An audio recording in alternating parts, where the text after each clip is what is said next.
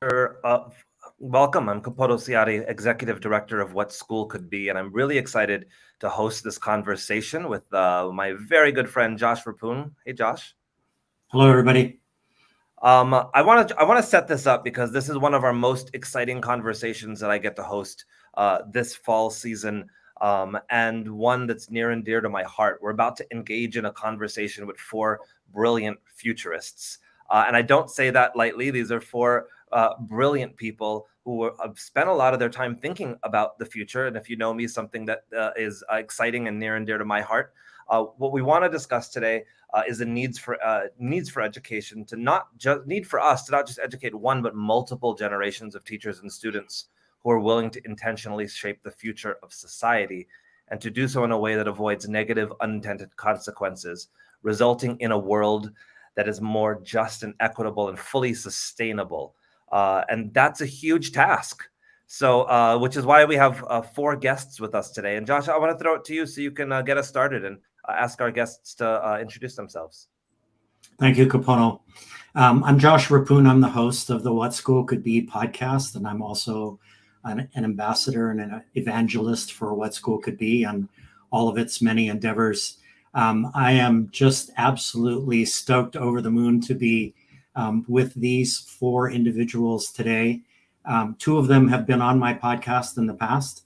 All of them have come onto my radar screen over the last several years. Well, Laura, you go way back many years, but it's just a real treat to be with you today. And I've been looking forward to this for a long time. So I thought we would just do a round of introductions.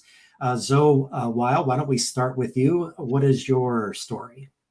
Thanks, Josh and Capono, and hi, everyone. It's really wonderful to be here, although I'm not so sure how I feel about being described as brilliant. That makes me a little nervous. So I am the co-founder and president of the Institute for Humane Education, and our mission is to educate people to create a world where all humans, animals, and nature can thrive. And we do that by focusing on education because we believe that education is the root system underlying all other societal systems. So we offer loads of free resources for educators, and we have a solutionary guidebook because we're striving to educate people to be what we call solutionaries who can solve problems, which I'm sure I'll be talking about. And we have online graduate programs with Antioch University. That's awesome, Zoe. Thank you very much. Dr. Kristin Alford, coming to us from Australia. What's your story? So currently I'm the director of MOD, which is a future-focused museum here on Garneyata in Adelaide. And I'm just really interested in about building futures capability for people. And so the purpose of what we try and do through MOD is really talk to young adults about, what their futures might entail personally, but also what that might mean on a more global or systemic basis, and really help build that capability for them to think about the future, engage with the future, create the future. And at the moment, I'm mostly obsessed by disruption and how we move from continually trying to increment a system that doesn't feel like it's working to actually wholesale redesigning a system that may be very, very different. And that's partly in preparation for an exhibition that's coming in about a year's time, and partly, responding to some of the feedback from our visitors and stakeholders about what's concerning them. That's awesome. Thank you, Kristin. And I'll say to everybody that I forgot to mention, Zoe is in Maine. And so I think Zoe and Kristin, you two are as far apart on planet Earth as it's possible to get, I think, opposite sides of the world, which is terrific. And then, so we'll shift over to Laura McBain, who's in California. Laura, hello, and what's your story? I'm somewhere between Kristin and Zoe in the world. I'm halfway between y'all, somewhere in there. Yeah, lovely to see everyone, and excited to just meet all the folks who are in the chat and listening today. Thank you for showing up. I think this is an important conversation, and I'm just really honored to be amongst all these brilliant futurists in this conversation. So thank you for having me. Yes, my name is Laura McBain. I am one of the managing directors of the D School, as well as the co-leader of our K-12 lab. And, what we do at the D School is build folks' creative confidence to think about, to uncover problems, reframe how they think about problems, and come up with generative and bold solutions that they can feel they can implement.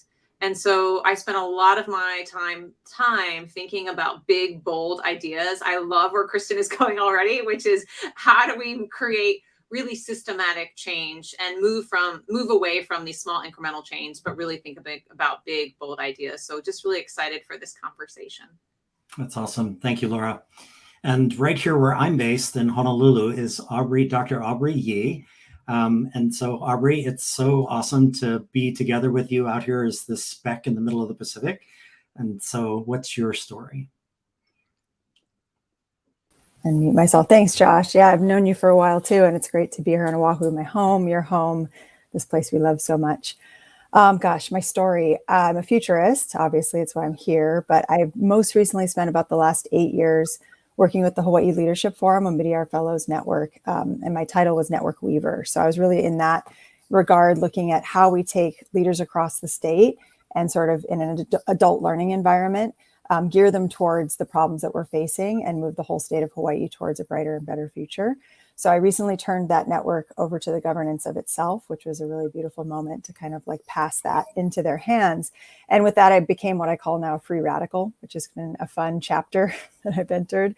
So I'm engaging in a few different projects, and I really loved what Kristin and Laura both shared about systems change needing to be something that's a bit more radical than incremental, I think, at this point. And so one of the groups I'm working with is called Culture Hack Labs, and we have a fellowship called the Rhizome Fellowship. And it's really looking at how do we hack these dominant narratives of culture that are holding the stuck systems in place. And they're so deeply embedded that we don't even notice them a lot of the time. So I'm working with social activists around the world on that. And then here in Hawaii, I started a school. So experimenting with the future directly. I have 2 kids. And during the pandemic, we pulled them out of school and started homeschooling. And I've learned so much in that process and dove into like unschooling and all the different theories and all the things. And with a collective here on the North Shore of Oahu, we decided to try it out and see what we could do. So we've about 4 months into trying out starting our own school, which is not for the faint of heart, I warn you. But it's been a great endeavor. That's awesome, Aubrey. I've had the chance already to visit her campus, which is about 60 acres at a former Boy Scout camp, or still it's a Boy Scout camp in the mountains way above the North Shore of Oahu, where the famed waves break. And it was a remarkable couple of hours that I spent up there. So let's dive in. I just want to say very quickly at the very beginning, 2 things. One is that our panelists have not heard the questions that we're going to ask in advance. So this is really fun that we get to just have this conversation. And I also wanted to mention that as the host of the What School Could Be podcast, I reached out to about 30 of my former guests and asked them if they would work with me to crowdsource some questions based on the theme of this panel, and got a whole bunch of responses back from former guests that were just incredibly thoughtful questions. I know we won't have time to get to all of them today, but I definitely want to get to at least a couple of them. And so I was thinking, this is the only question that they kind of knew in advance because they got it about 4 minutes ago. But I'm actually, this is a little bit of a preamble. So this is going to take a minute for our listeners to hear the preamble, but I'm gonna go through it. I'm going to read a paragraph from a recent Washington Post piece by William McCaskill and Tyler John.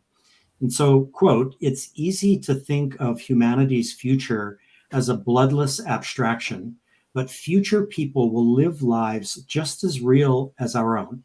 Right now, none of these people have a say in the decisions we make that shape their world. The present generation rules like a clumsy despot over the generations to come. Our shortcomings on particular issues that imperil the future share this common cause, that future generations receive almost no consideration in our political decision-making. We should fix that," end quote. So my question is, sorry, it's a small one. How do we fix that? And so I didn't have a particular order. Whoever wants to jump in first, I think it would be great. I'd love to jump in if you don't mind. Sure.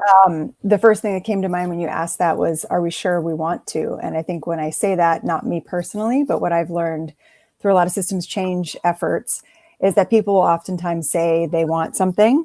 And then when it comes to actually what you need to let go of and do to make that happen, the systems are so pervasive and so deep that we're not willing to make those changes. So I think the first thing that has to happen is for us to actually acknowledge where we're holding on and why. And that's a radical accountability across everyone, because we all somehow benefit from the way things are. So that the idea of the despot who won't give up their power, I think in some way we all hold a little bit of that, even if it's a small seed that is maybe a piece of our shadow, and really bringing that to light is the first part of the conversation. So Awesome. Throw that on. I'd love to jump in on that, Aubrey, because that rings so true to me. And I feel like the only way I have thought about to address that is through the solutionary framework that we developed at the Institute for Humane Education and bringing that to students. Because young people, I felt this way ever since I started my work as a humane educator, teaching about interconnected issues related to the environment and animals and human rights. And young people wanted to learn about these issues. You know, a lot of my friends didn't. You know, some people would say, oh, Zoe, don't tell me about that. I don't want to know about that. But young people always seem to want to know. And in learning about, you know, grave issues that could potentially be catastrophic for our planet or just plain heartbreaking, it's really important not to leave young people feeling helpless and impotent to create change, and knowing that the generations before them have created a mess that, you know, they're now living in. And so this solutionary framework that we developed, first of all, it's based on the premise that a just and sustainable and humane world is possible. That's the baseline. It's possible. How do we get there? And that framework asks some of the questions that you were just saying. First of all, it says, let's look at a problem. Let's understand the causes of that problem. And that means learning systems thinking and becoming good critical thinkers to be able to be systems thinkers, and looking at the deeper mindsets and worldviews that lead us to create these systems. And then when we identify those, the next question is to ask, okay, who and what is being harmed, not only by the problem we're addressing, but also by all of these interconnected systems that perpetuate it, and who and what benefits. Because we need to be able to engage with the beneficiaries, because all those who are benefiting don't want to give up that power, just like you were saying. And then we look for leverage points and devise solutions, or look for where there are solutions, but they're not being implemented because of some other systems problem. And so where can we intervene in the system?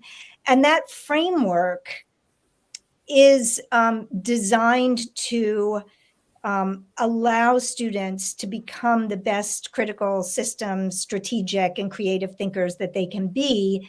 And in the process of then creating change, not only building a better future, better communities, but also reinforcing their hope. Because as David Orr, the Oberlin professor, said, hope is a verb with its sleeves rolled up, which I love.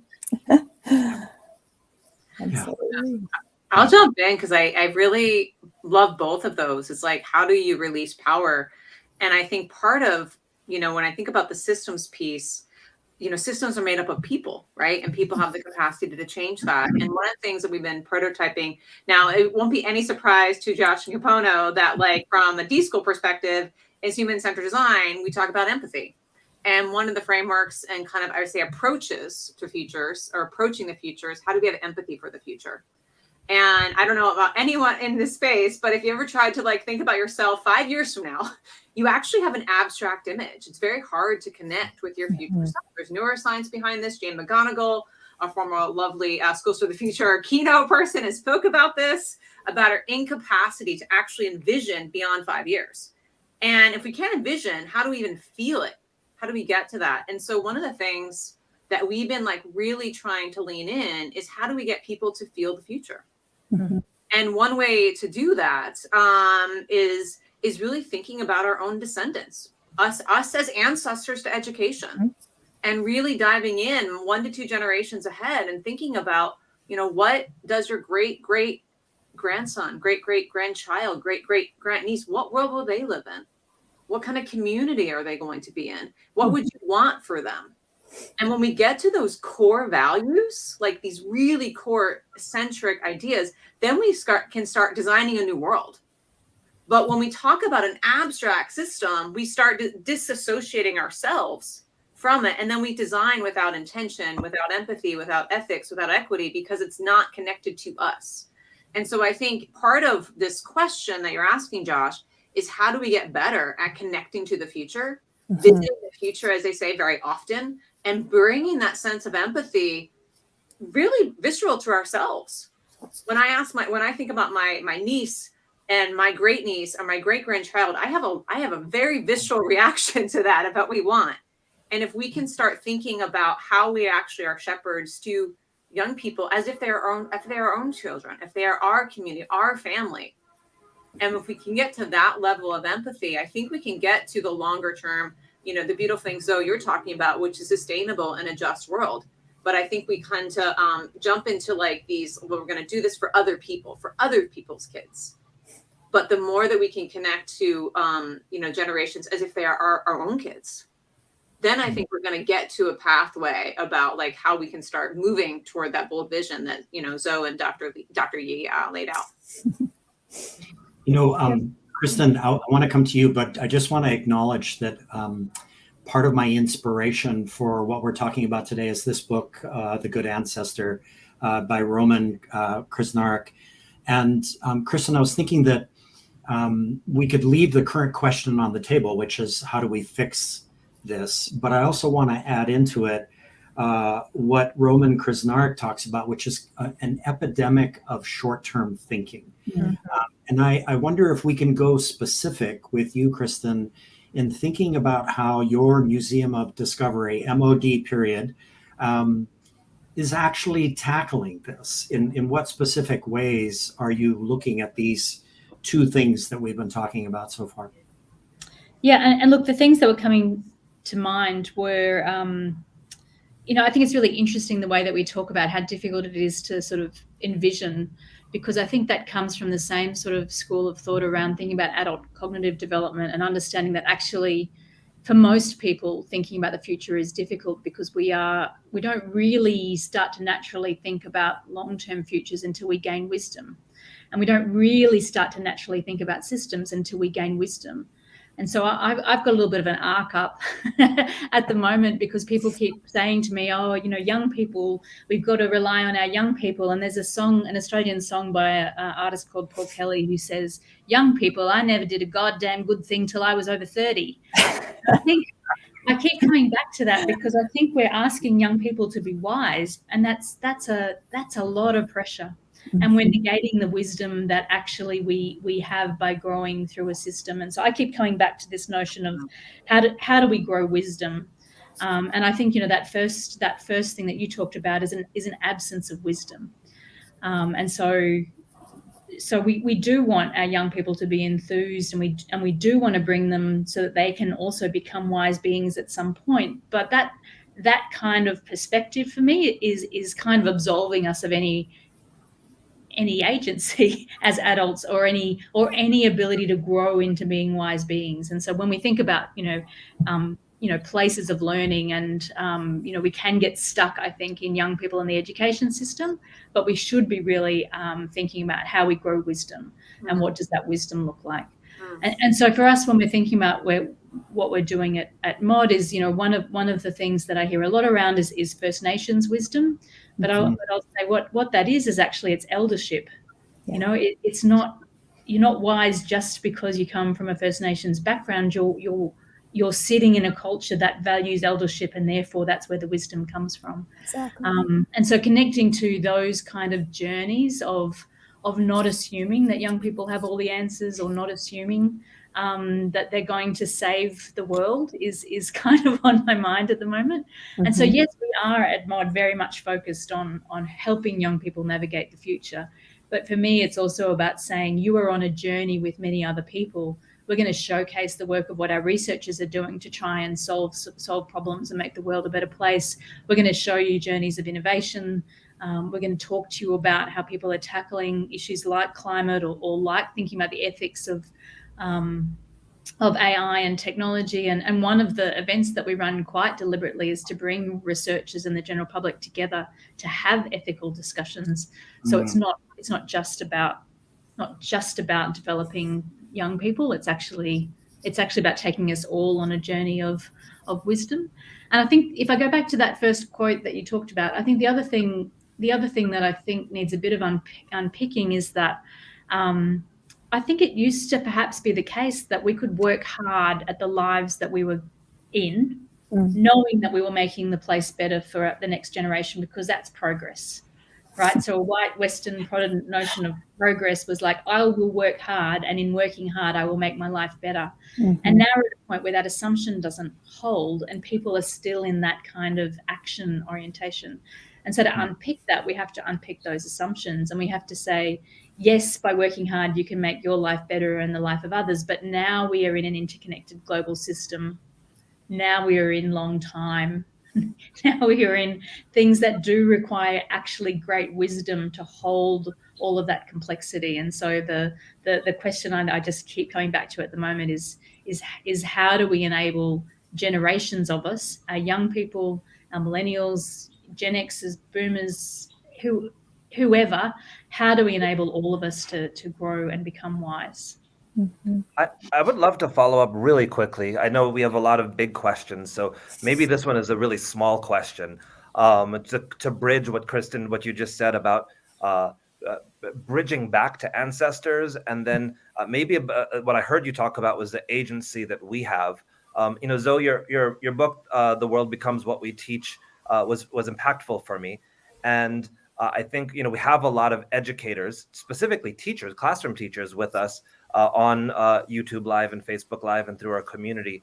And I think one of the things that's always great for us to remind ourselves of as educators is that agency that we have. Sometimes it just feels so hopeless, right? You have this kid for maximally a year in most cases, right? And sometimes a semester, sometimes a day a week in that semester. And the agency that we have as educators, sometimes we don't recognize it or see it. Sometimes we feel it, but we can't see the output of it. Is there a lesson that you learned in putting that book together that would help us educators on listening kind of feel viscerally what Kristin was talking about? Yes, and Kristin, thank you for what you shared. For me, it feels like a both and. I'm struck by how much anxiety and depression is growing among youth, and school feels pretty irrelevant for a lot of them, not focused on what's important, not providing agency, not necessarily cultivating wisdom. And teachers are stressed to the max and overwhelmed. And, Kapono, to sort of see if I can answer your question with a story. A few years ago, I was doing a professional development workshop for teachers and curriculum designers. And I used the prompt, in 50 years, I want the world to be, and then there was a blank to fill in the blank. And the first teacher to raise her hand responded, still here. In 50 years, I want the world to be still here. Sort of the level of despair that response indicates was pretty alarming to me. And I asked the rest of the group, how many of you feel the same way? And most of the people, by a large majority, raised their hand. So these are teachers and curriculum designers. And if teachers and curriculum designers are worried that the world may not still be here in 50 years, and then what is being conveyed to students? So I do think that my recommendation, to answer your question specifically, Kapono, is we need to remind ourselves of how much in the world has gotten better there's so many positive changes that have happened in my own lifetime. When I was born, it was illegal in many states for Black and white people to get married. And the concept of gay marriage wasn't even a concept that anybody was discussing. The air in many cities in the United States was dirtier than it is now. Waterways were dirtier than they are now. Around the world, half of all people lived in extreme poverty. That number is about 10% now. That's still crazy high, but it's an improvement. So many things have changed for the better. And if we can remind ourselves of that, then we can see, we just have to keep going in this direction. Now, there are some potentially catastrophic problems, and we are seeing climate change and habitat destruction and species extinction as one of those that's really profoundly frightening. But we have to steep ourselves in the possibilities for positive change. And when we do, we can bring that to our students and engage them. And Kristin, just to circle back, and then I'll stop speaking, I feel like young people, when they have the opportunity to roll their sleeves up and to address issues that are of concern to them and make a difference, and feel, Kristin, as you were saying, their empathy expanding, their compassion being welcomed and then directed toward doing good in the world, then that agency serves them. So it's not just serving the world. It's not just laying a whole bunch of problems on them. I have seen kids where teachers are teaching about problems in age-appropriate ways and engaging kids, and those kids are just on fire with excitement and enthusiasm, and they love learning and they love that agency. And I've seen kids be prevented really from learning about real world problems who just feel despair. Nobody's talking about what they see around them. Mm-hmm. Aubrey, I have a follow-up, and I think it's a perfect segue from what Zoe was just talking about. You shared with me that you've been advocating for a youth-led governmental level office of future generations. Wow, I would love to be in that office for many years, which is similar to other movements. So in what capacity do you do this work, and what obstacles have you faced, and what, if any, successes have you experienced in establishing this Office of Future Generations? Oh, I wish I could say I'd been actually working on that. It's more of an idea that we've talked about and tossed around in scenarios, but I think it is something that's really powerful, potent, and possible. And that article you shared about the work happening in Japan, I think that was a really great example of how that could start at a community level. But yeah, I mean, for years, it's been discussions in the future circles I sit in that, why don't we have something like an office for future generations where you're actually having people represent, just like you do with the rights of nature movement, where you have representation for something like a river or a mountain or another object that doesn't have a voice for itself. Future generation could be that same kind of, representation. So that's the idea. And I think, sorry, Josh, I was going to say, I think Wales actually has a commissioner for the future, which is looking specifically at bringing that voice into formal policy settings, as opposed to sort of sitting more in the innovation space, but sitting in the system, which I think is really fascinating. And in all honesty too, Josh, I've sort of given up on policy as the major space for lots of change. I think it's really important and it's a piece of the puzzle, but I think in terms of really pushing some of the type of change that in the introduction the other panelists were talking about, which is really whole systems overhaul or actually new systems coming in to replace the old, I don't know it's going to come from policy. So where is it going to come from then? So one of the biomimicry ideas that's been really capturing my imagination is the imaginal cells.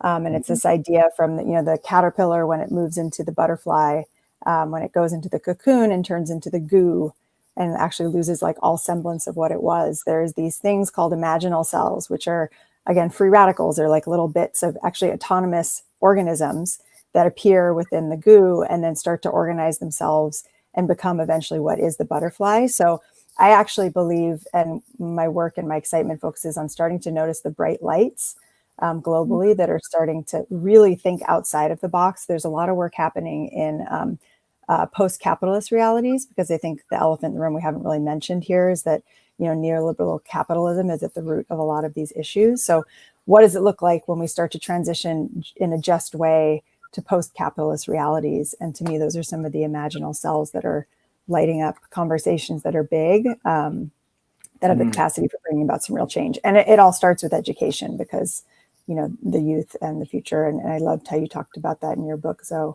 you know, that really the kids are what start to build. And I think here in Hawaii, we've seen a really beautiful example of that with the Native Hawaiian Charter School movement, where there was a deep investment in reestablishing Hawaiian language as a core piece of learning, and how like rewiring the brain through language and connection to culture, a generation now later has created this, you know, amazing cohort of Native Hawaiian youth and youth-led movements that wouldn't have existed without that investment in Native Hawaiian charter schools. So just one example of how that can take shape, imaginal cells forming and starting something new. Love that. Laura, I want to do one of these crowdsourced questions, and it's actually coming from somebody that you and I both know and love, Mark Hines, right? So for all of you, Dr. Mark Hines is like he's like the Obi-Wan Kenobi Yoda of PBL, and all things inquiry and wonder here in Honolulu. But feels right. Mark and I have been, Laura, we've been obsessed with Justin Reich's podcasts about subtraction in action. We've been thinking a lot about how we miss talking about the things that need to be taken away in order for us to move forward towards those solutionaries and so on and so forth. So I wonder what you think about that in terms of subtraction and what we can remove that might help open the gates here towards kids and educators who shape the future, which you've written about. Yeah, I mean, depends how bold, going back with Kristin, like how bold we want to be. Are we getting rid of, I mean, right off the bat, timetable in classrooms? Like, let's talk about it. That's the urgent now that you referenced, you know, in Roman's book, of like the idea that learning happens in small increments. Like, if we're going to do learning, you know, that is deep and gets to the projects that Zoe you're talking about, as a former project-based learning, you know, teacher for 15 years, the time is such an element. And we assume that learning happens in these like siloed domains by content. And that is just not how the world works. In fact, we're, you know, and so, I mean, if we're going to subtraction, it's getting the things that are the barriers for deep learning in schools, you know, so including timetable, radically on test scores. Like, why are we measuring some content, or are we measuring impact? I mean, there's some wild things that we could start thinking about for thinking about subtraction and innovation. And I think one of the things that I think is really, so there's like, I'd say the system level pieces. And then I think there's probably a more like subtle piece as an educator, which is this like understanding that we have this like urgency of like, I don't teach this one content this year, this child will never grow to be, they're going to never go to college and they're going to sit on their couch for the rest of their life. Like, that's the mindset. And God forbid they don't understand fractions by 8th grade. Like this ever-ending tension. I taught 8th grade for a while, so I know that's a common conversation. But we have to remember that learning happens over time. And I think this is the key thing as educators. Like, you know, what Zoe you were saying about looking at over time, we're talking about tracing change. We're talking about trend casting. We're talking about understanding how trends change over time. And if we want our young people to be the shapers of the future, they not only need to know, you know, about the past, because I think that's a misnomer in futures, is like, and I know everyone in this call will think we only focus on the future. No, you look doubly back and doubly forward in order to understand trends and also to understand impact. And so I think when we're thinking about, you know, with our students, holding on to that capacity that they've had teachers before you, they will have teachers after you. Our job is to equip them to be good learners, to be curious, to be creative, so that when they encounter new information, right, concepts that they have never seen in their life, because they will, how do we ensure that they have enough creativity, curiosity, ability to navigate ambiguity, so they can learn about those things and shape it in the way that they see fit. And so I don't know if that answers your question, Josh, but I think that, well, no, but that's kind of the piece that I think there's this internal piece that we as educators need to hold, is that I have a short time with these young people. And I need to do my best to make sure that they see themselves as shapers.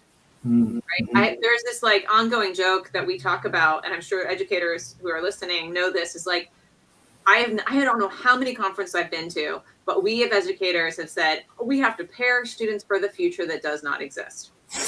That is like the most ridiculous framing, because how am I even going to do that? Like, it's a pretty audacious goal.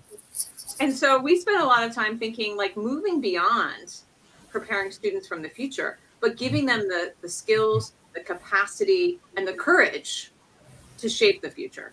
And that requires, which is why we're all on this call, a real sense and I think passion for futures. And so that's what lights me up when we think about this work. Laura, could I push in really quickly on that for a second? Having had the privilege of facilitating D-School tools in classrooms and knowing the power of that, and having also sat in those 8th grade fraction conversations, I know exactly what you're talking about. If I'm a teacher and I obviously woke up this morning with my teacher hat on.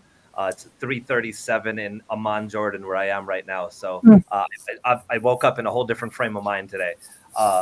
If I'm a teacher, I'm in a classroom. That fraction conversation is happening around me. Yeah. What's one move that I can do? I've seen moves out of the tools and the ideas coming out of the D-School, but what's one move that I could do? I mean, one thing is, like, how do you apply them? So, I mean, if you're thinking about fractions, and if you're thinking about virality, which is exponential growth, and I'm thinking about Twitter and TikTok, let's teach a lesson about how something I make and actually is going to go viral. That's a fractions lesson. That's a mathematical question, right? That people can engage with, that also gets at this question. So I could teach that. I could teach a whole lesson about how exponential change works within mathematics and connect it to futures, right? So there's an application piece that I think we could play with around what are the concepts that we're with around futures within classrooms. And I think if you're thinking about the walk or the march toward the textbook, which is another approach, I think we also have to think about what are small ways that we can start playing with building up these mindsets. I am very aware, having been an AP European history teacher, that there is stuff you got to do. And I also know that the power of reflection is something really important. I was a maker teacher for a while at High Tech High, and I think there's a very simple thing that we can start just infusing in our classrooms is when you're making something, and I know Josh was a part of the maker movement for years. I can tell you when that movement started, we really were focused on, can we make this thing? That was the question. I never heard a conversation on, should we make this? And if we make it, who will be harmed and who will be hindered? That I could do tomorrow. And so those are the type of conversations that we can start having in schools that I think, Zoe, that's exactly what you're getting to, is like these reflective conversations about what am I making and where is this going to go in the future? So I think that this is actually a perfect moment for you to share what happened in San Mateo. I think it's such a remarkable story. It starts with one teacher and one copy of your book. But riffing off of what Laura is talking about here, there had to be both some subtraction and some addition because you're adding in the solutionary concept, but there's only so many hours in a day. And so how did that work in San Mateo? How did that unfold? So I wish we actually had Andrea Yagoyan on this call right now. So she was the environmental literacy coordinator for the Office of Education in San Mateo County, which is the county between Palo Alto and San Francisco. Serves about 113,000 students. And she read my book. She brought it to the team in the Office of Education. They all gelled around it and said, we're going to make this the philosophy and framework for what we do in this county. So how do you do that? Well, they did it through fellowship programs and training teachers. And so they trained hundreds of teachers. Now, there are many more than hundreds of teachers in San Mateo County. So it's not like they trained every teacher. But when the teachers would go through the fellowship program, no matter what they taught, the age or the subject, they created a unit. And they brought that unit into their classroom. So every teacher did it in their own way. There wasn't just one way. So I can't tell you how each teacher found the subtraction. I think it was more like Capono, what you were just saying about fractions and your brilliant answer, Laura, that, you use this for this other learning outcome. And so that's what the solutionary units are doing as they're being brought into those classrooms. Mm-hmm. So I think actually that's another perfect segue, Kristin. I just want to, this is a general question for all four of you, but, and it comes from Chris McNutt. Zoe, he's a big fan of you. He's the co-founder of the Human Restoration Project out of Ohio. And he's asking a general question, but Kristin, I thought it would be appropriate to ask you first because your Museum of Discovery caters to 15 to 23-year-olds, correct? And so here's the way Chris framed it as the co-founder of the Human Restoration Project. In this first part, he asks, how can we protect educators who are teaching the critical thinking needed to be a shaper of the future, acknowledging the dicey moment that we're in and that you talked about 40 minutes ago? And then the second part is, he wonders about the role that students' families play in this process of educating shapers of the future. And since your Museum of Discovery caters to not only the kids but their families as well. So I wonder if you can start us off on that. Yeah, I mean, it's so interesting because I think, in thinking about this, I was just reflecting on talking through the wisdom of generations and kind of going that there's an assumption that there is somebody in the middle who is blocking. So we have people who are educators who are driving change. We have people in those liminal spaces that you talked about, Aubrey, driving change. We have faith in our young people to drive change, and yet we assume there's something in the middle that's causing this huge blockage. And the feedback I keep getting when we're talking about this or talking about radical change in schools is it's parents. And I think that's such an interesting problem for us as a place of education and a place maybe of lifelong learning. And I think for us at a museum context, we have a unique and wonderful opportunity to have conversations with parents about how the future can be different, because they're not in a position of responsibility in that context. They've not necessarily come through the museum system with the baggage that comes from their own schooling or their own experience.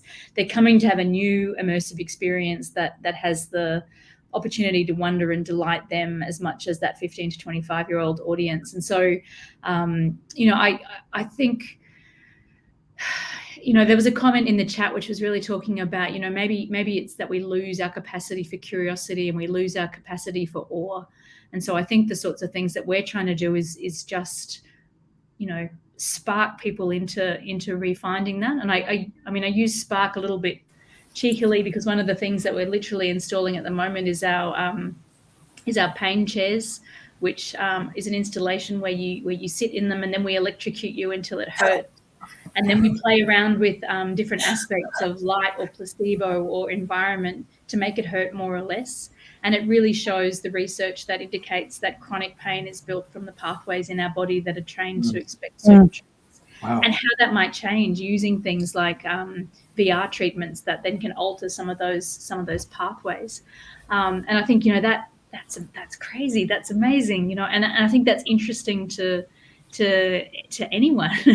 And so trying to bring people face to face with those kind of experiences that might spark wonder and awe might be a little way of moving past this kind of mass of inertia that we sense in this system that we're finding hard to identify. Mm-hmm. And I remember when you and I had our interview for my podcast, Kristin, we talked about the idea that as a young person, if I imagine myself as a 18-year-old and I was experiencing this pain installation, if you will, that one of the things that might spark is that I would think, oh, wow, Shazam, maybe I want to work on pain management as my purpose, as my future.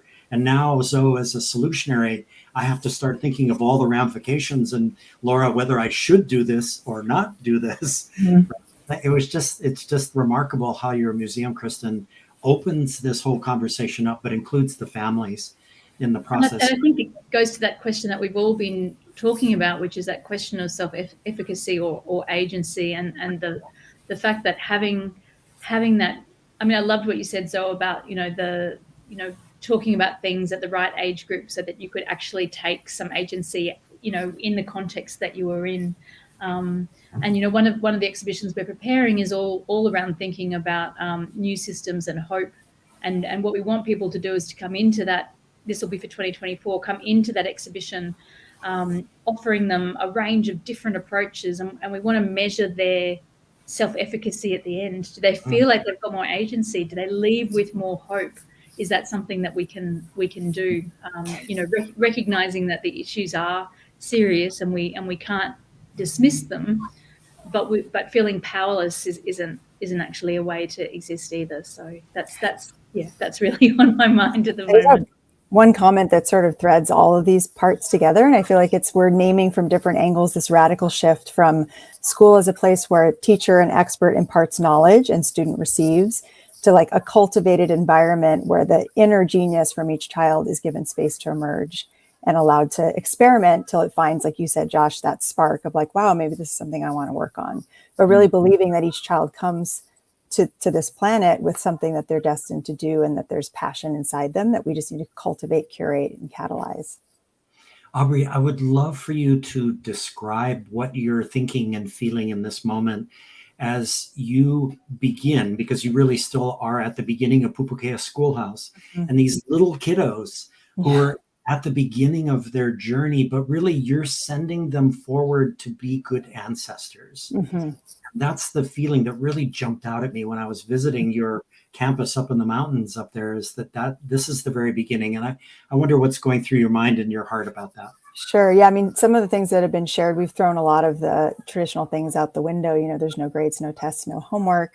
We're even looking at, like, what is this whole like standards of learning and certain things that need to be learned at certain times, and even, pushing that to the side. And so what does it look like to really look at the children that are in your room and cultivate an environment where they can learn? And we've deeply embedded ourselves in nature.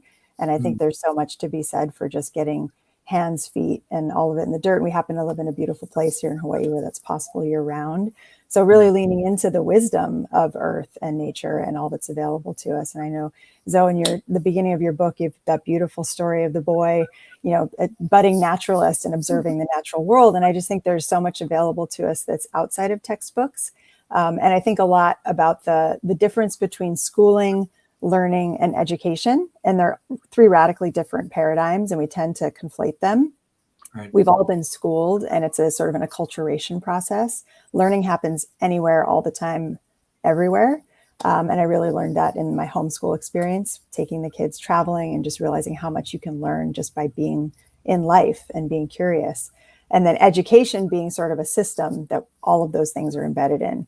So with this experiment that we're trying out with Pupukea Schoolhouse, it's how do we really lean into some of the more radical edges, because we do have a parent community that's more open to that. So my hope is that, a year from now, we'll be sharing with you some of our successes and learnings and ways that we can model this out for other people to try. So. Absolutely. Laura, it feels like this is a moment to circle back to what you were talking about 45 minutes ago, which is that process of becoming skilled at empathy. And that what Aubrey is talking about here is that empathy for the ground that you walk on and the environment that you live in is crucial. If you leave that out, we leave out a major part of the equation of being a good ancestor and being a shaper of the future. I wonder what you think about that. Absolutely. I mean, I think that's the key, is like, because I think one of the things is like, we're thinking about ourselves, but we are always in community, in context with the world around us, and I think when we think about a young person, 3 generations out, we have the self, we have the society they live in, we have the larger ecosystem. That is how we think about we're always in connection to the community. And I think there's, I work with a lot of schools that are more urban, that may not have as much access to nature. And you can learn so much as well in those environments about what's going on in the building, what's happening in the street corner, talking to shop owners. There's so much history around us that we can start seeing. And I think when we think about this, and again, going back to empathy for the future, and I can drop in kind of our 5 approaches to futures, which is really reflection guides to like how you approach a problem with a futures mindset. But we start looking at ways in that people can just start thinking about this question of like, they really value the same thing. We did this really kind of fascinating deep dive in a couple of different places now around the country. And we're building kind of a starter kit for educators on futures where they can kind of play with this. But we did this exercise where we had people, I think I told Kristin about this, but we built their visual ancestors. They did a portrait of their ancestor, an abstract image. Awesome. And it was beautiful. And it allowed them to connect. And what we noticed was like, what kind of world do they live in? What do they see when they wake up? What is in their hearts? What do they value? What are they hoping for? And it's super interesting, I will say, when we did this exercise, and we've done this in Austin, Texas, we've done it in California, we've done it in New York, we're doing it in Chicago and Philly. And you've got superintendents, you've got parents coming in. And we notice it is the conversation that happens around this work that people all of a sudden tap in and like end up spending like 2 hours making their portraits, because they have now started to really feel, well, what does that world look like? And again, I think it came up in one of the sign conversations for the audience, but like we get to these core fundamental beliefs that Aubrey's talking about, which is my connection to the self, my connection to nature, these values. And again, as a designer who thinks about bringing communities together, as we think about the future, it is the seeking the visions of coexistence that we're aiming for and uncovering these values. And so we try to do exercises like this that communities can do, educators can do, not because you're trying to predict what the future is. That's not what we're doing. We're having people feel the future and uncover what are the conversations does this arise for them? What are they really living to the values that they want to hold? And if they are, how can we amplify that? And if they're not, right, how do we actually, make adjustments to the current state? So I think I've kind of cooked up a way that we can bring this. Wow, we've only got a couple minutes left, and this has gone by like a shot here, right?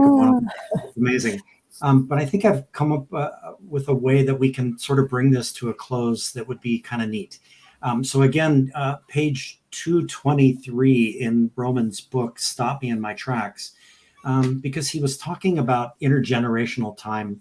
And he came up with kind of a protocol for when a group of people get together like we have, and a series of questions that are based on some themes that we could ask each other or ask ourselves that would generate a futures-directed conversation. And they're under these themes: deep time humility, intergenerational justice, transcendent goal, holistic forecasting. Kristin, I was thinking about you when I saw that because you're a futurist or a forecaster. Cathedral thinking. So I taught medieval history. The cathedrals took hundreds of years to build. And then the last one, which is legacy mindset. So I thought that we could end today by having each of you address this question. And Zoe, maybe we'll start with you. What legacy do you want to leave for your family, your community, and for the living world? Oh, that's an easy one.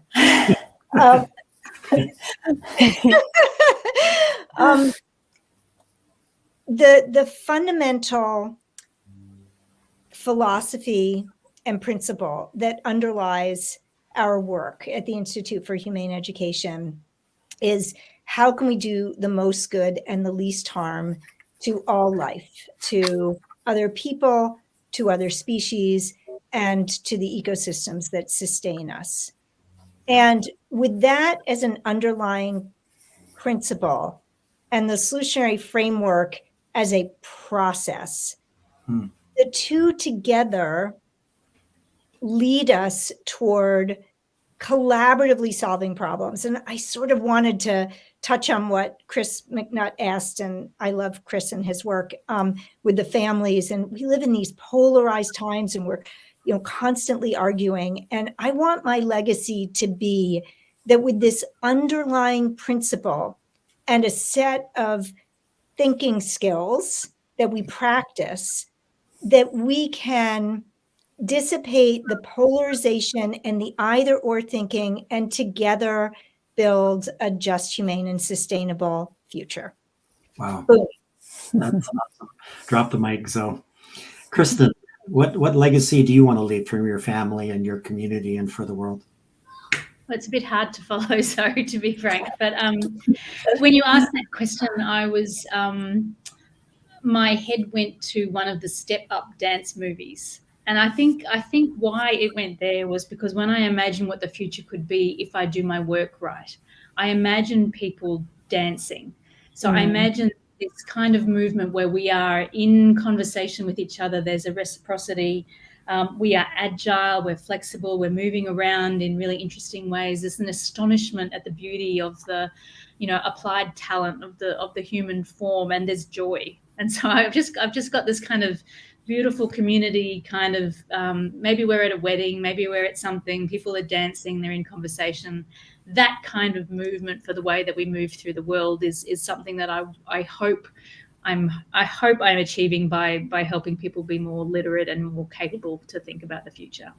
Wow, that's awesome. Dance like no one's watching. That's great.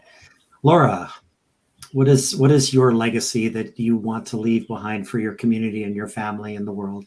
I love that question. Thank you for asking it. And it's like, this is the true question, like what's coming up. And as I think about this question, I'm like, oh, I'm emotional, which is insight for me to be like, oh, that's the air. Let's play with that. And I've been thinking, as I was reflecting when you asked it, I think it's pretty relatively simple.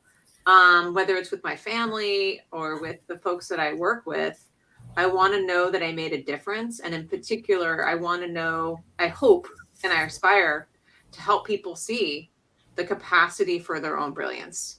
I think we shortchange people so much, or we underestimate them, systems or whatever, or our mindsets. And I think if I could just help more people, like really see that they do have this great capacity, that would make me happy. Wow. I guess the rest of the world calls it goosebumps. Here in Hawaii, we call it chicken skin. Yeah. Thank you, Laura. That's great. Aubrey, what's the legacy that you want to leave to your community and your family and the world? That's a beautiful question. I'd probably answer it different on different days, but in this moment, what's coming through is this vision again of the imaginal cells becoming the butterfly. And I think we're in a moment of becoming goo as a planet, and everything's dissolving. And if I could be one of the imaginal cells that helps to bring that butterfly into being, that's my hope. And again, I think it's, touching others with love and really holding that in your heart and the hope for a positive future. There's a quote by Robert Browning I'll just read that I think really speaks to that. And he says, it's one of my favorites of all time. There's an inmost center in us all where the truth abides in fullness. And to know rather consists in opening out a way where the imprisoned splendor may escape, rather than effecting entry for a light supposed to be without. And it's this idea that within us all is the spark of genius, and how might we create that space and that opening. And I see schools as the nurturing garden where, it's really a sacred temple where each child is honored for the spark of genius that they brought earthside by incarnating in this lifetime. Wow, that's terrific. Thank you. I'm going to thank people in a second. And Josh, I'm actually going to throw it to you for the last word, but I'm going to put I'm going to put a what school could be period at the end of this sentence, which is amazing and needs to continue. I want to, on behalf of what school could be, just initially thank everybody and tell everybody out in the audience that there are ways that we can continue this work together. What school could be, we have a few resources I'd like to share with you. There's several channels you can continue to work together. Please join us in the community. This conversation can continue there. Join us at community.whatschoolcouldbe.org. And we have two amazing opportunities to create cohort and to do this work together.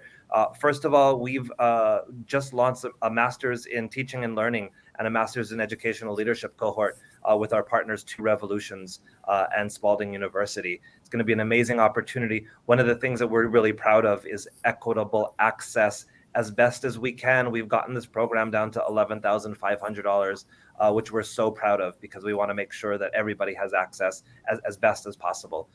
The second thing that I'm really excited about is our micro-credentials. Really encourage you to check them out. We have a micro-credential for each one of our playlists.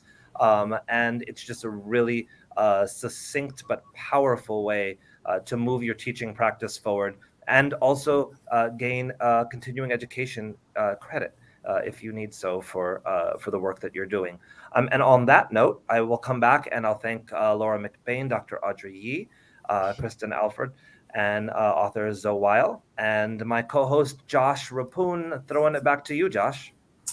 So thank you, everybody. I think the thing that I can say in this moment that would be the most meaningful is that to the four of you, your work has changed the arc of my life in some extremely profound ways. And that's the gift that I can give forward to the future, to my family, my community, and the world, is to provide an opportunity for the four of you whose work is so instrumental in helping us shape the future, that your voices be heard. And so I really, really appreciate all four of you. And thank you for the time today. And thank you to What School Could Be and you, Kapono, for all of the backside hosting that goes on behind the scenes here to make this possible.